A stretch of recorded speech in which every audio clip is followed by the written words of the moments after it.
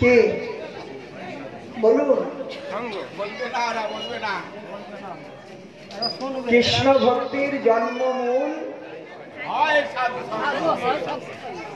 তাহলে কৃষ্ণ ভক্তি কোথা থেকে জন্মাবে? সাধু সঙ্গে। আমি যদি করি নাই, বীজ নাই, চাষি চাষ করতে পারবে? বীজ পাওয়া যাচ্ছে না, চাষ করবেন? তাহলে বীজ চাই। তা সাধু সঙ্গই হলো কৃষ্ণ ভক্তির বীজ। তাহলে সেই সাধু সঙ্গ যদি আমি করেছি তাহলে বীজ পাবো, তাই তো? চৈতন্য চরিতামৃতে বলেছেন, মালি হইয়া সেই বীজ পরে আরোপণ, শ্রবণ কীর্তন জলে করে সেচন, উপজিয়া বারেলতা ব্রহ্মাণ্ড ভেদি যায়, বৈকুণ্ঠ পরব্রহ্ম ভেদি কৃষ্ণ লোক পায়, তদুপরি যায় লতা গোলক বৃন্দাবন, কৃষ্ণ পাদ পদ্ম কল্প বৃক্ষে করে আরোহণ। তো এই যে বীজ, এই যে লতার বীজটা, কৃষ্ণ ভক্তির বীজটা কোথায়? সাধু সঙ্গে। সাধু সঙ্গে কৃষ্ণ কথা শুনতে হবে।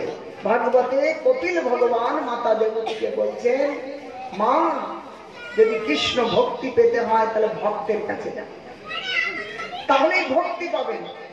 অন্য জায়গায় গেলে পাওয়া যাবে? ভক্তের কাছে যেতে হবে। শতাং প্রসঙ্গাৎ মম বীর্য সন্নিবিদ ভবন্তি হৃতকর্ণ রসায়ন কথা, তারয়ো সনাত আসু অপবর্গ বর্তমান, শ্রদ্ধা রতির ভক্তির অনুক্রমিষ্যতি।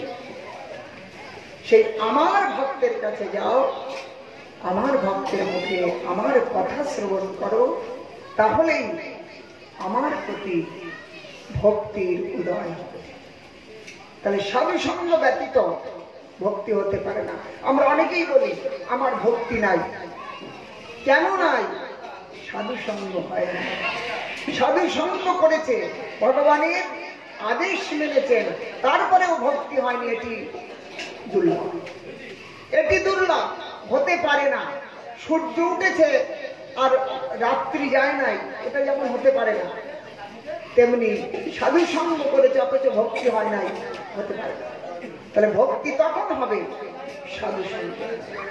আসুন এখন আমাদের সঙ্গের বিশিষ্ট সেবক শ্রীপাদ অরণ্য মহারাজ, তিনি আমাদের কাছে আজ এই প্রসঙ্গকে আরো বিস্তার করবেন। শ্রীপাদ অরণ্য মহারাজ।